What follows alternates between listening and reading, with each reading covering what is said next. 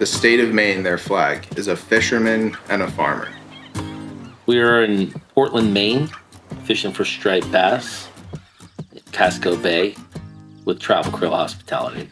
Maine is considered vacation land. That's their claim to fame. And the weather here during the summer is about as good as it gets. It's just one of those places in the world that I don't want to live here year round, but I want to be here in the summer because that's when it's at its prime. This is easily the most scenic and most beautiful place you can catch a striped bass anywhere in the world. I've never seen a place more abundant with beauty than here. There's more shoreline here than you can even imagine. There's islands and peninsulas and keys and bays, and the trees come all the way down to the water, and lighthouses and history. This place has been here for centuries. It's breathtaking. On an East Coast Maine striper, the stripes are so prominent and they're so dark. That contrast between the dark stripes and that metallic iridescence of their scales on their main body, it's the essence of what a striper looks like.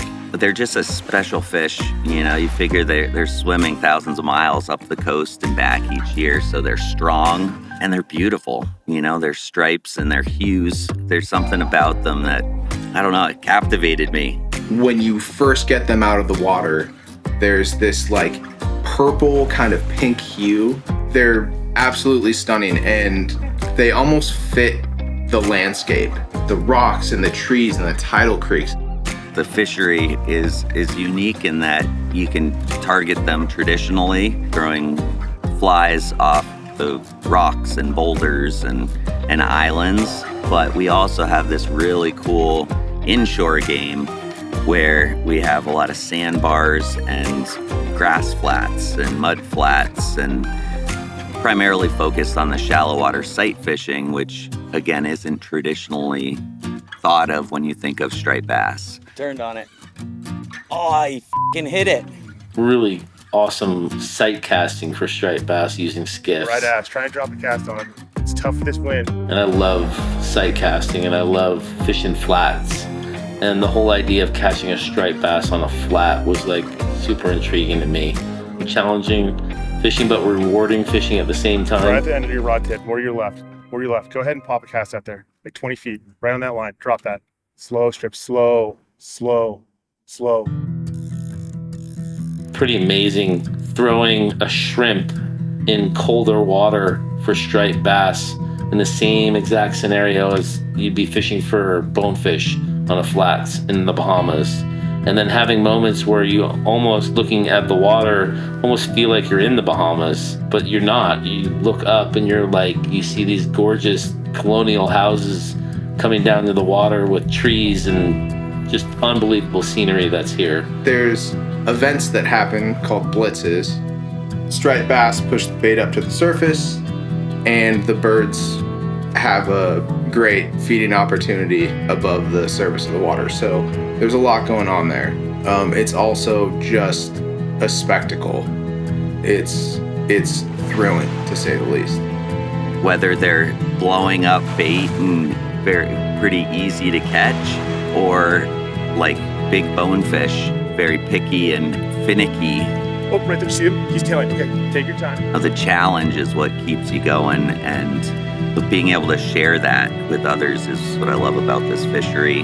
There's always something changing, which keeps me incredibly passionate. The day I think I know these fish is the day I die. I'm not sure if I've ever seen such nice produce and seafood anywhere.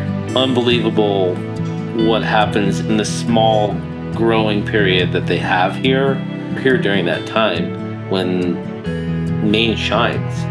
The small farms with a variety of different produce.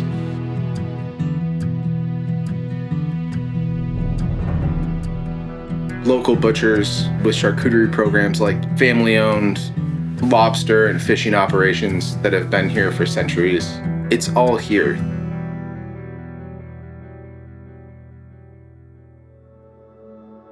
Conservation of striped bass needs help. The striped bass population was in a really bad way back in the late 80s and 90s, and it became the U.S.'s biggest recovery effort success.